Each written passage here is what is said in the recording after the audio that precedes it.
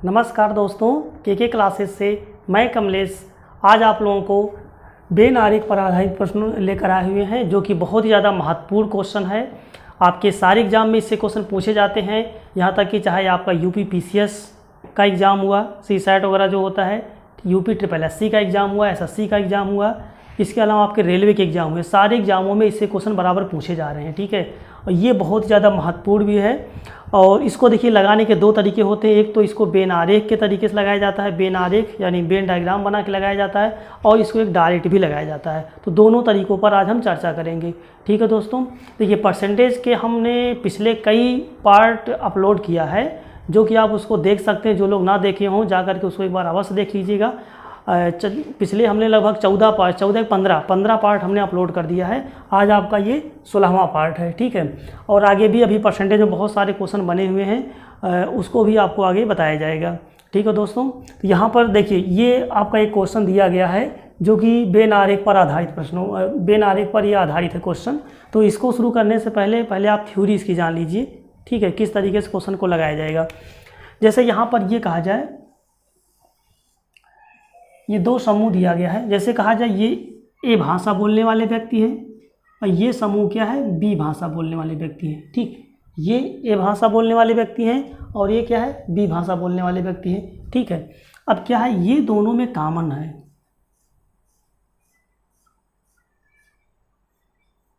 ये दोनों में कॉमन है, इसको कहा जाएगा ए और बी, अर्थात ए और बी दोनों भाषा बोलने वाले व्यक्ति इसमें हो जाएंगे। ए और बी दोनों हो जाएंगे। ये ए भाषा बोलने वाले व्यक्तियों की संख्या है, अगर ये बी भाषा बोलने वाले व्यक्तियों की संख्या है, तो ये जो दोनों में छायांकित भाग है, ये किसको व्यक्त करेगा, ए और बी दोनों भाषा बोलने वाले व्यक्तियों की संख्या को व्यक्त करेगा। ठीक है, इसको ए इंटरसेक्शन बी भी बोलते हैं। ठीक, ये ए इंटरसेक्शन बी भी कहलाता है।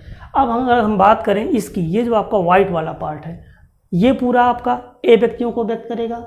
इसमें क्या है, ए और बी दोनों व्यक्तियों को व्यक्त करेगा। इसको ले लिया जाए, ये वाइट वाला पार्ट, इसको छायांकित निकाल देते हैं, ये किसको व्यक्त करेगा, तो इसमें से हम कर देते हैं, ये पूरा क्या है, बी है, तो बी माइनस कर दिया जाए इसमें से क्या, ए और बी, इसको अगर हम कॉमन कर देते, माइनस कर दिया जाएगा, ए इंटरसेक्शन बी।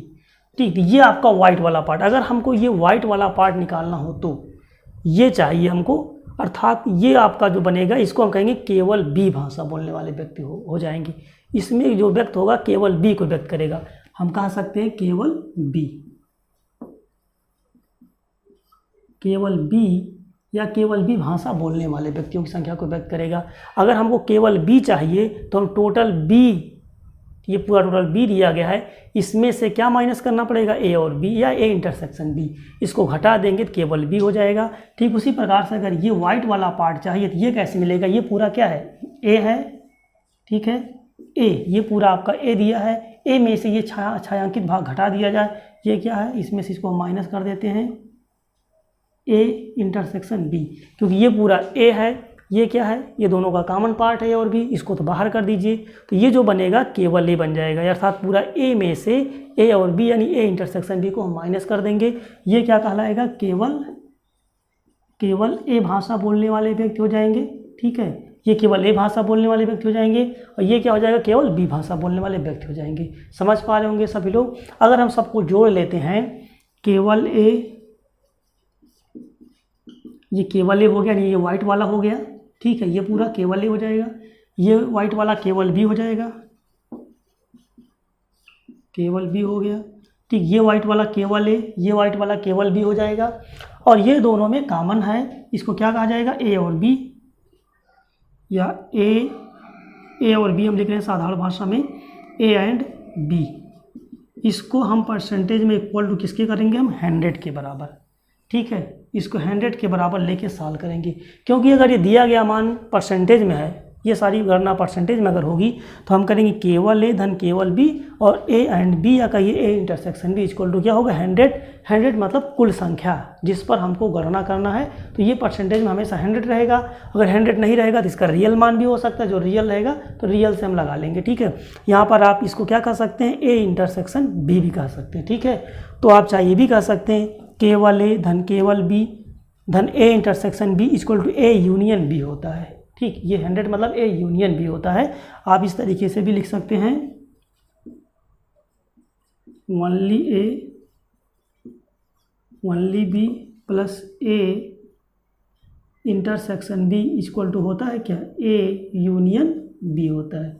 तो ए यूनियन बी यहाँ पर परसेंटेज में हम क्या लेके चलेंगे, 100 लेके चलेंगे, इसको 100 माना जाएगा। और अगर परसेंटेज नहीं होगा तो रियल मान जो रहेगा वो माना जाएगा। तो देखिए ये जो टॉपिक चालू हुआ है बेन आरेख पर आधारित प्रश्न, उसकी मेन थ्योरी क्या है, मेन थ्योरी यही है जो आपको समझना है, इसकी मेन थ्योरी यही है। ठीक है, ये सारी बातें आपको समझ में आ गया है तो बाकी क्वेश्चन अब लगाने में कोई भी समस्या नहीं होगी। ठीक है, अब इसी बेस पे या इसी तरीके से हम इस क्वेश्चन को आगे लगाते हैं। चलिए इसको हम सॉल्व करते हैं आगे।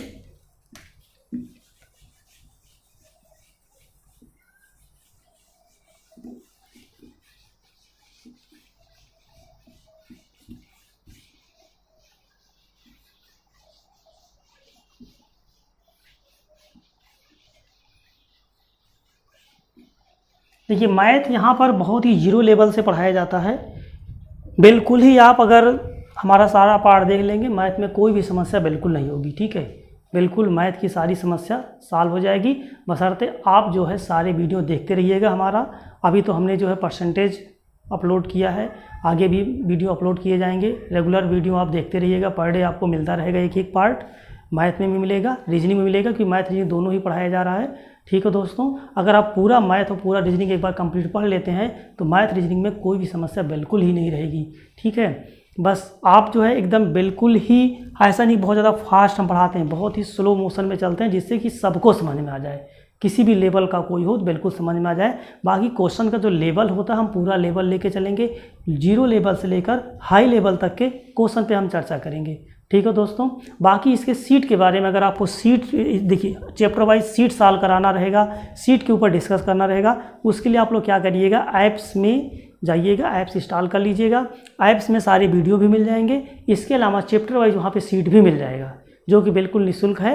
सीट आप जाइएगा वहाँ से अपलोड कर लीजिएगा और सीट भी लगाते रहिएगा। ठीक है, बाकी किसी क्वेश्चन में सीट के, जैसे आप ऐप्स पे जाएंगे के क्लासेस ऑनलाइन कोचिंग, ठीक, उससे आप इंस्टॉल करते हैं, इसके बाद आप वहाँ पे जाइएगा, सीट मिल जाएगा आपको, सीट अपलोड कर लीजिएगा, सीट सॉल्व करिएगा। सीट सॉल्व करते समय किसी भी क्वेश्चन में अगर आपको दिक्कत हो, क्वेश्चन 1 से लेकर के लगभग 250-300 क्वेश्चन होंगे, उसमें किसी भी क्वेश्चन में दिक्कत हो तो आप उसमें तुरंत कमेंट में मैसेज कर दीजिएगा कि इस क्वेश्चन पे हमको समस्या है, तो हम उसका सलूशन आपके पास भेज देंगे। ठीक है, क्वेश्चन का आप फोटो भी खींच कर भेज सकते हैं, चाहे किसी भी तरीके से क्वेश्चन आप जो है क्वेश्चन संख्या लिखकर भेज सकते हैं, तो उसको हम वीडियो में चर्चा कर देंगे या आपके पास सॉल्व करके आपके पास भेज देंगे फोटो वगैरह। ठीक है, तो हर सुविधाएं हैं, ये सुविधाएं कहाँ पर है, ऐप्स पे है, ऐप्स पे जाइएगा, ये सब सारी सुविधाएं वहाँ पर अवेलेबल हैं।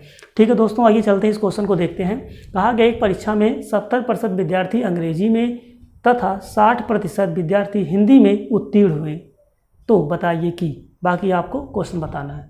अर्थात किसी परीक्षा में 2 विषय है, अंग्रेजी के बारे में चर्चा हो रही है। ठीक, एक आपका अंग्रेजी है,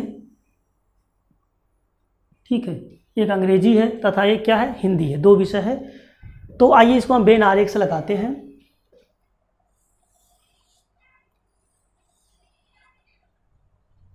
सत्तर 70% विद्यार्थी कहा गया अंग्रेजी में। ठीक है, ये इंग्लिश में कितने पास हुए हैं दिया गया है, 70% विद्यार्थी इंग्लिश में पास हुए। ठीक है, 60% विद्यार्थी हिंदी में पास हुए, ये हिंदी है, हिंदी में कितने पास हुए कहा गया 60%। ठीक है, ये बोला गया है कि 70% विद्यार्थी अंग्रेजी में, इसको हमने अंग्रेजी मान लिया, और 60% विद्यार्थी हिंदी में उत्तीर्ण हुए हैं, इसको हमने हिंदी मान लिया। ठीक है, ऐसा नहीं कहा गया केवल, ऐसा नहीं बोला गया 70% विद्यार्थी केवल अंग्रेजी में उत्तीर्ण हुए। अगर कहेगा केवल अंग्रेजी में उत्तीर्ण हुए हैं तब हम पूरा नहीं ले सकते, केवल अंग्रेजी इतना ही रहेगा वाइट वाला, जबकि केवल शब्द का प्रयोग ना करें तो 70% अंग्रेजी मतलब पूरा अंग्रेजी लेके चलेंगे। अर्थात ये 70% अंग्रेजी में हो गए, 60% हिंदी में हो गए।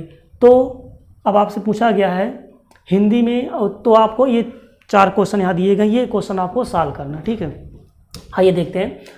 अब यहाँ पर आपको ये देखना है कि दोनों विषयों में कितने पास हुए हैं, ये आपको पता है क्या होता है, दोनों विषयों में उत्तीर्ण, दोनों विषयों में कितने उत्तीर्ण हुए ये तो आपको पता ही नहीं है। ठीक है, दोनों विषयों में कितने उत्तीर्ण हुए हैं ये फाइंड करना पड़ेगा।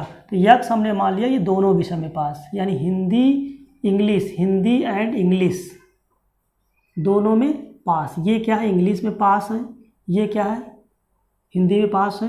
ये हमने मान लिया x%, ठीक है, x% है ये। x% विद्यार्थी ऐसे हैं जो हिंदी में भी पास है और इंग्लिश दोनों में कॉमन रूप से पास है, ठीक।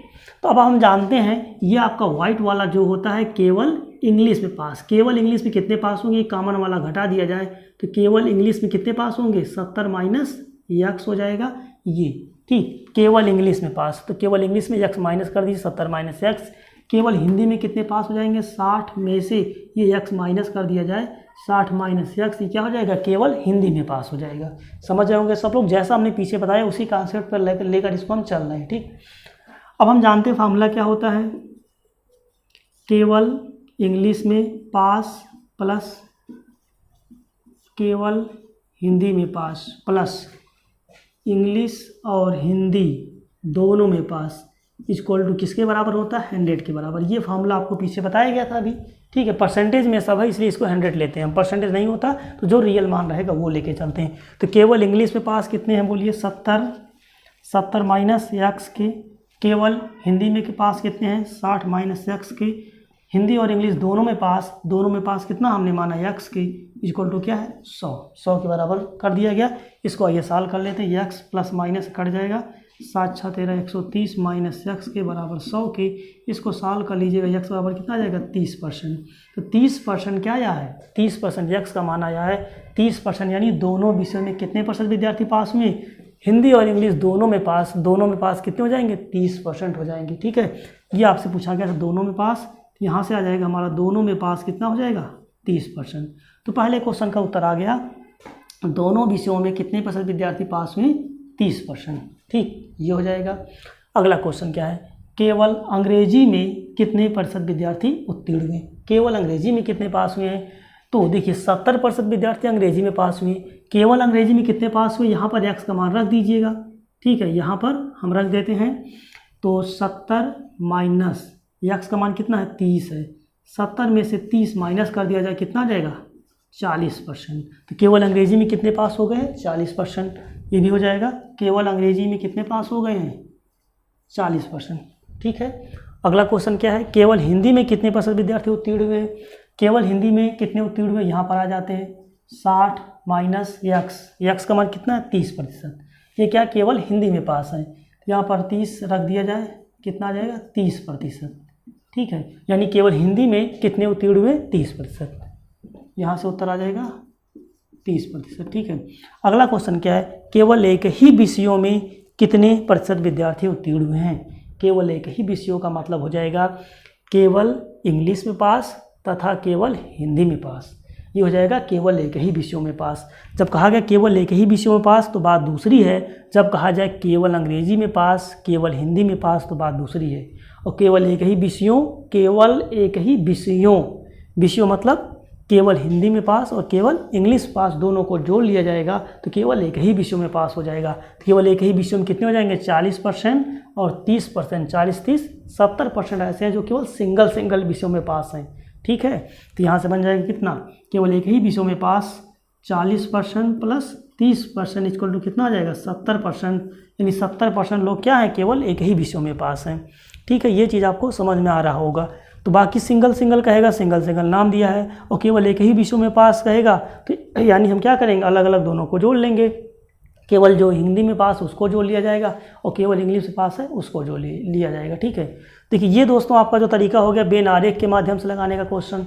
अब बेन आरेख अगर ना बनाया जाए, बिना बेन आरेख के आप लगाना चाहते हैं और फास्ट लगाना चाहते हैं तो उसके लिए भी आपको हम बता देते हैं कैसे हम क्वेश्चन को फास्ट लगाते हैं।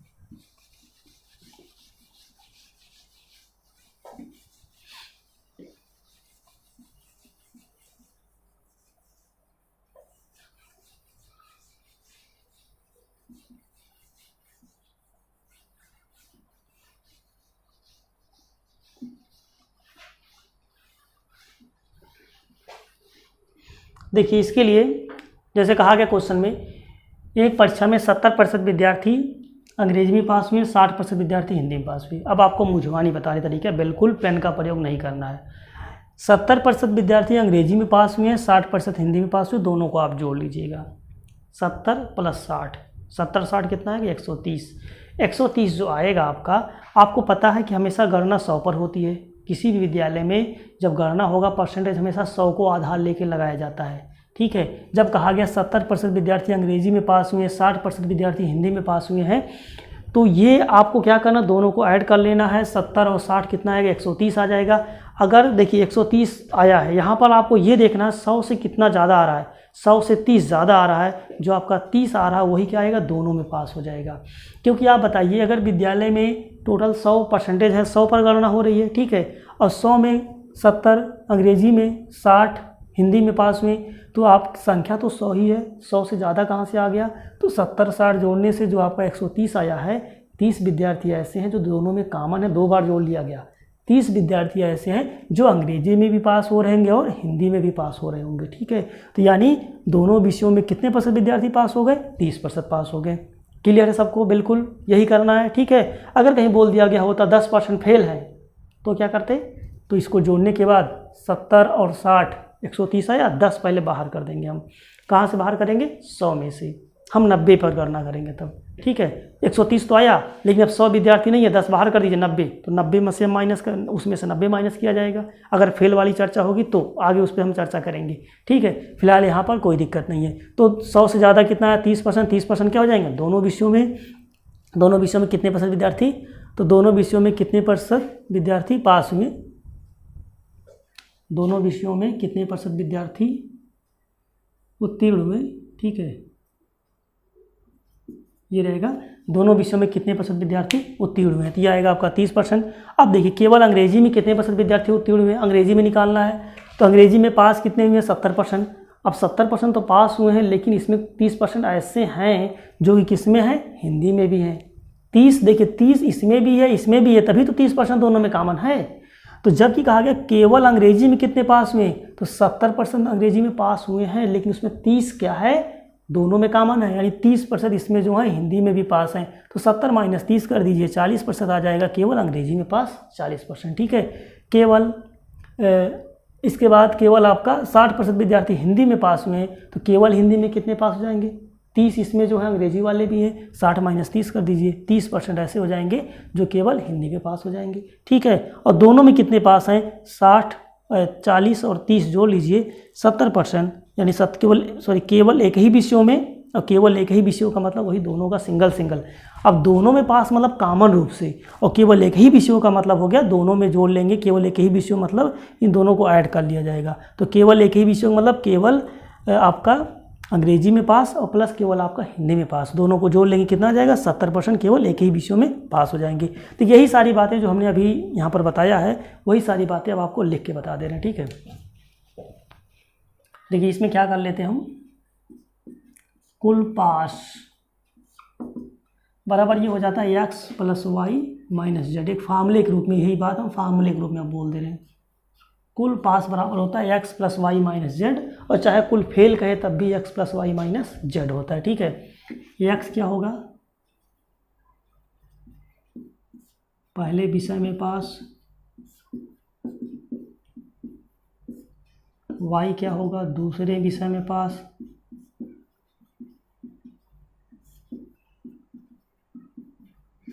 ठीक, और z क्या होगा, दोनों विषय में पास।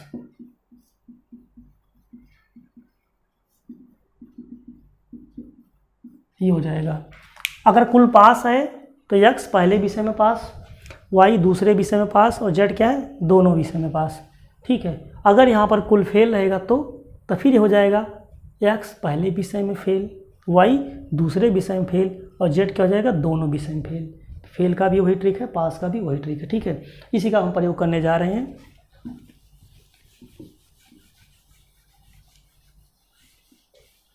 तो देखिए इसमें हम क्या करते हैं, कुल पास, कुल संख्या अगर हमारा 100 है, 100 पर ही लेके चलेंगे हम। एक विषय में पास 70, दूसरे विषय में पास 60, दोनों में पास नहीं पता, दोनों पास नहीं पता। ठीक है, कुल संख्या 100 है। फेल अगर होता तो 100 में से घटा देते 10, फेल होता तो घटा देते हम। ठीक है, यहाँ से z बराबर क्या आ जाएगा, इधर भेज देंगे इसको हम 130 माइनस 100, हमने वही किया था, ठीक है, हमने वही बताया था, जोड़ने के बाद 100 से जितना ज़्यादा आए वही दोनों में कॉमन हो जाता है, ठीक है। जेड बराबर कितना आ जाएगा, 30% ऐसे हैं जो दोनों में पास हैं, दोनों में पास कितने 30%। केवल अंग्रेजी में कितने पास हैं, तो अंग्रेजी में कुल पास कितने हैं बोलिए 70 में से हम क्या करेंगे 30 माइनस कर देंगे, कितना आ जाएगा 40%, केवल अंग्रेजी में पास हो जाएंगे। और केवल हिंदी में कितने पास हैं, हिंदी में टोटल पास कितने हैं 60 हैं, 60 में से हम क्या कर देंगे दोनों में पास कितने हैं 30 माइनस कर देंगे, तो यहाँ से आ जाएगा 30%, ठीक है। ये क्या है, केवल हिंदी में पास है। और आपसे जो पूछा गया केवल एक ही विषयों में पास, एक ही विषयों का मतलब हो जाएगा केवल हिंदी और प्लस केवल इंग्लिश और हिंदी दोनों को जोड़ लिया जाए, ओनली इंग्लिश में पास प्लस ओनली हिंदी में पास, दोनों को जोड़ लीजिए 40-30 70% क्या आ जाएगा, दोनों में पास आ जाएगा। ठीक है दोस्तों, अगले क्वेश्चन पे चलते हैं हम लोग। अगला क्वेश्चन आप लोगों का ये दिया गया है दोस्तों, जैसे कहा गया है किसी परीक्षा में 65% छात्र अंग्रेजी में, 60% छात्र गणित में उत्तीर्ण हुए तथा 10% दोनों विषयों में अनुत्तीर्ण हुए। इसमें ये एक्स्ट्रा जोड़ दिया गया है, ये चीज़ 10% दोनों विषयों में अनुत्तीर्ण हुए, ठीक है। तो बताइए कि कितने % छात्र दोनों विषयों में उत्तीर्ण हुए हैं, दोनों विषयों में कितने छात्र उत्तीर्ण हुए ये आपको फाइंड करना, ठीक है। आइए इसको बेन आरेख से पहले देख लेते हैं। कहा गया है एक परीक्षा में 65% छात्र अंग्रेजी में, ठीक है, इसको इंग्लिश मान लेते हैं हम, इंग्लिश में पास कितने हुए हैं 65%, ठीक है, 65% इंग्लिश में पास हो गए हैं। आगे कहा गया है 60% छात्र गणित में, मैथ में कितने पास हो गए हैं, मैथ में पास हो गए हैं 60%, ठीक, मैथ में हो गए 60% पास हो गए हैं। अब आगे कहा गया 10% दोनों विषयों में अनुत्तीर्ण हुए। एक चीज़ ध्यान दीजिएगा आप लोग, यहाँ पर जो कहा गया 65% इंग्लिश में पास, ये इंग्लिश में पास आपने लिखा है, ये मैथ में पास आपने लिखा 60%, और दोनों में फेल दिया है 10%, ये दोनों में फेल दिया है। ऐसा नहीं कर सकते दोनों में फेल 10% आप यहाँ नहीं लिख सकते हैं, ये अगर पास है, ये पास है तो यहाँ पर आपको पास ही लिखना है, और अगर ये फेल है तो ये फेल ही होगा, ठीक है। दोनों में कॉमन क्या होगा, पास ही कॉमन होगा। तो ये हमने मान लिया दोनों विषयों में, अब ये दोनों विषयों में हमने मान लिया x% क्या हुए, दोनों में पास हो गए। इंग्लिश में पास 65%, मैथ में पास 60%, x% दोनों में पास, क्योंकि पास और पास ही रहेगा, ठीक है। x% क्या है, इंग्लिश और मैथ दोनों में पास, ये इंग्लिश और मैथ दोनों में पास कितने हैं, x% है, ठीक है। अगर बात करें हम केवल इंग्लिश में कितने पास हो जाएंगे, तो केवल इंग्लिश में पास हो जाएंगे 65 माइनस x, केवल इंग्लिश पास हो जाएंगे। केवल मैथ में कितने पास हो जाएंगे 60 माइनस x, केवल मैथ पास हो जाएंगे। अब आप जानते हैं केवल इंग्लिश में पास, ठीक है, केवल इंग्लिश में पास प्लस केवल मैथ में पास, ठीक है, केवल इंग्लिश में पास प्लस केवल मैथ पास प्लस दोनों में पास इक्वल टू क्या होता है 100 के बराबर इसको किया जाता था, आप लोग जानते हैं। तो केवल इंग्लिश पास प्लस केवल मैथ पास प्लस दोनों में पास इक्वल टू 100 कर रहे हैं यहाँ पर हम। लेकिन ये चीज़ ध्यान दीजिएगा, जो 10% दोनों विषयों में अनुत्तीर्ण हुए हैं, ये चीज़ हमको यहाँ पर माइनस करना है, ठीक है, 10 हम घटा देंगे। अगर फेल के बारे में चर्चा किया गया होगा तो, ठीक है, यहाँ पर 10% फेल है, जबकि पिछले वाले में फेल की कोई चर्चा नहीं थी, इसलिए कुछ भी नहीं किया गया था, 100 रखा गया था। यहाँ पर 10% जो फेल है इसको यहाँ से हम माइनस कर देंगे, ठीक है। इस चीज़ को आप ध्यान दीजिएगा, क्योंकि इधर क्या है सब पास है, इधर भी पास ही होना चाहिए, ठीक है। चलिए आइए इसको हम सॉल्व कर लेते हैं। यहाँ पर देखिए, इसको हम यहाँ पर क्या plus x minus x cancel हो गया, ठीक है, 165 आ जाए, सॉरी इसको जोड़ लेते कितना आ जाएगा 125, ठीक, माइनस x आ जाएगा, यहाँ से घटा देंगे कितना आ जाएगा 90 आ जाएगा, ठीक है। यहाँ पर x बराबर कितना आ जाएगा 35%, ठीक, 35% आ जाएगा। यानी आपसे जो पूछा गया था दोनों, यानी बताइए कितने % छात्र दोनों विषयों में पास हुए, कितना आ जाएगा 35%, ये आ जाएगा 35% दोनों में पास हो गए, ठीक है, 35% ये हो जाएगा। अब आपसे अगला कहा गया है केवल इंग्लिश में कितने पास हुए हैं, तो केवल इंग्लिश में अगर पूछा गया होता, यहाँ तो फिलहाल यही पूछा गया है दोनों विषयों में कितने पास हुए, तो दोनों विषयों में कितने पास हुए 35%, ठीक है। अगर आपसे ये पूछा गया होता केवल इंग्लिश में कितने पास हैं, तो 65 माइनस 35 कर देंगे, आ जाएगा उत्तर आपका, ठीक, इसमें से घटा दीजिएगा कितना आ जाएगा 30%। अगर आपसे पूछा गया होता केवल मैथ में कितने पास हुए, तो 60 में से हम क्या करेंगे 35 घटा देंगे, 25% केवल आ जाएगा किसमें, केवल मैथ पास आ जाएगा। बाकी दोनों विषयों में पूछा गया हो तो इन दोनों को जोड़ लेंगे हम, वो भी आ जाएगा उत्तर। ठीक है दोस्तों, ठीक है। देखिए इसका ये तो आपका वेन आरेख से हो गया है, इसके अलावा आपको डायट भी हम बता देते हैं।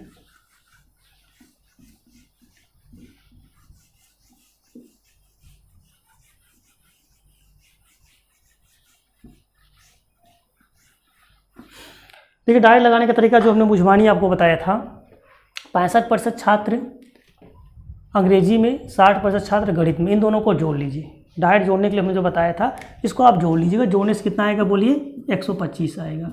ठीक है, आपने सीधे जोड़ लिया, 65 + 60 = 125 हो गया। इसके बाद आपको हमने ये बताया था 100 से जितना ज़्यादा होते हैं वो दोनों में कॉमन होते हैं अर्थात दोनों में पास होते हैं। ठीक है, लेकिन यहाँ पर 100 घटाते हम, -100 करते, तब करते जब फेल कोई ना होता। लेकिन यहाँ पर जो बोल दिया गया 10% दोनों में फेल है, यही चीज़ 100 में से हम पहले माइनस कर देंगे, अर्थात कितना घटाएंगे इसमें से 90 घटा देंगे हम। ठीक है, 10 माइनस करके घटाएंगे। अगर फेल की चर्चा ना होती तो माइनस क्या करते हैं हम, 100 करते हैं, 10 माइनस कर दिया जाए अर्थात 90 आ जाएगा। तो 125 से 90 घटा दीजिए, कितना आ जाएगा 35%। सीधे आपका उत्तर आ गया 35%। ठीक है दोस्तों, समझ में आ गया होगा सबको। चलिए आगे एक देखिए क्वेश्चन अगला भी दिया गया यहाँ पर, इसको आइए देख लेते हैं हम। अगला क्वेश्चन आपका ये दिया गया है नीचे, एक परीक्षा में 65% विद्यार्थी, कहा गया एक परीक्षा में 65% विद्यार्थी गणित में उत्तीर्ण हुए और 25% विद्यार्थी विज्ञान में अनुत्तीर्ण हुए, कहा गया। ठीक है, अनुत्तीर्ण हुए। यदि 20% विद्यार्थी दोनों विषयों में अनुत्तीर्ण हुए तो कितने % विद्यार्थी दोनों विषयों में उत्तीर्ण हुए, ये बताना है। कितने % विद्यार्थी दोनों विषयों में उत्तीर्ण हुए। ठीक है, क्वेश्चन देखिए आप लोग, इसको वेन आरेख से बता देते हैं इसको भी हम। यहाँ पर लास्ट में क्या पूछा गया है, उत्तीर्ण, कितने % विद्यार्थी दोनों विषयों में उत्तीर्ण हुए हैं।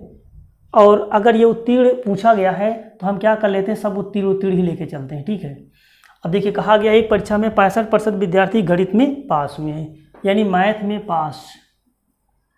में पास कितने हैं बोलिए, 65%। ठीक, ये मैथ में पास है 65% और 25% विज्ञान में फेल हुए हैं। तो साइंस में फेल हुए हैं, साइंस में हम पास चाहते हैं, क्योंकि हम पास पे बनाना चाहें, किसी एक में बना के लगाइएगा।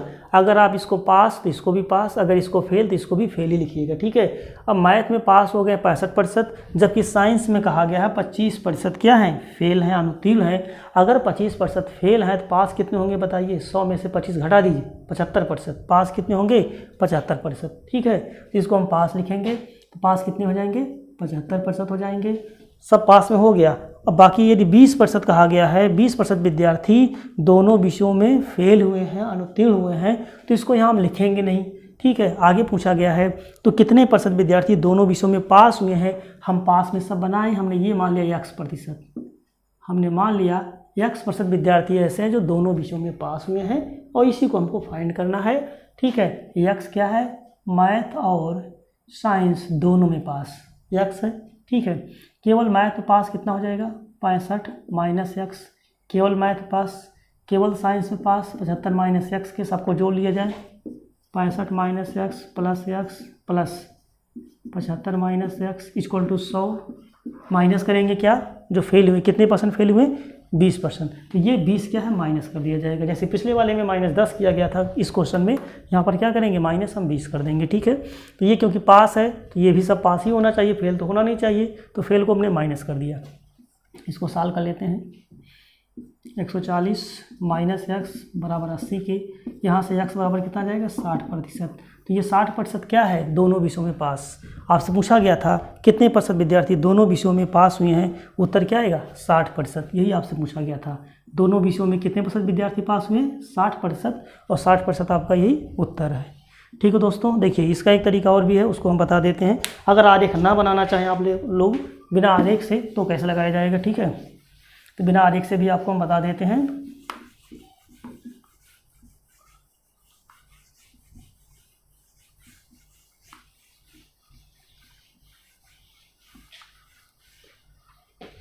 चलिए ठीक है, इसको देख लेते हैं हम।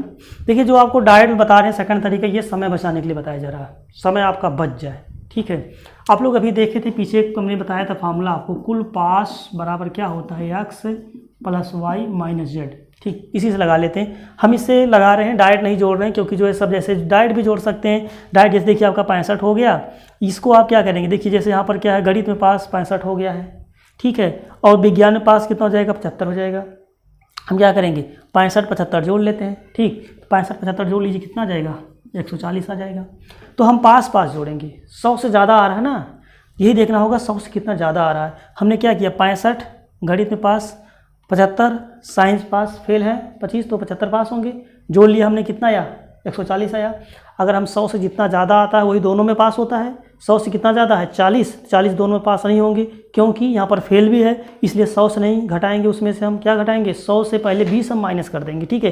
140 में से 100 ना घटा करके 20 कम कर दिया जाएगा, क्योंकि 20 क्या है, दोनों फेल है। तो हम पहले 100 में से 20 घटा देते हैं, कितना आ गया, 80 आ गया। हम 140 माइनस 80 करेंगे, कितना आ जाएगा, 60%, सीधे उत्तर आ गया, ठीक, डायरेक्ट आप लगा सकते हैं। यानी 140 में से हम क्या घटाएंगे, 140 में से 100 माइनस 20, ये माइनस कर दिया जाएगा, 140 माइनस 80 यानी कितना आ जाएगा, 60%, ठीक है। हमारे ख्याल से सबको ये क्लियर हो गया होगा। यही चीज़ हम फार्मूले में जो रखते हैं, तो ये चीज़ फार्मूला भी है, जैसे किसी को अगर मुझवानी नहीं समझ में आ रहा हो, यही चीज़ हम लैंग्वेज के रूप में लिख दिए, कुल पास 100 माइनस 20 फेल हुए हैं, एक विषय में पास 65, दूसरे में पास, अगर हम पास हैं, ध्यान दीजिए पास है, सब पास ही होना चाहिए। वाई दूसरे में पास कितने हैं, 75 हैं, फेल हैं, इसलिए हमने पास बना दिया।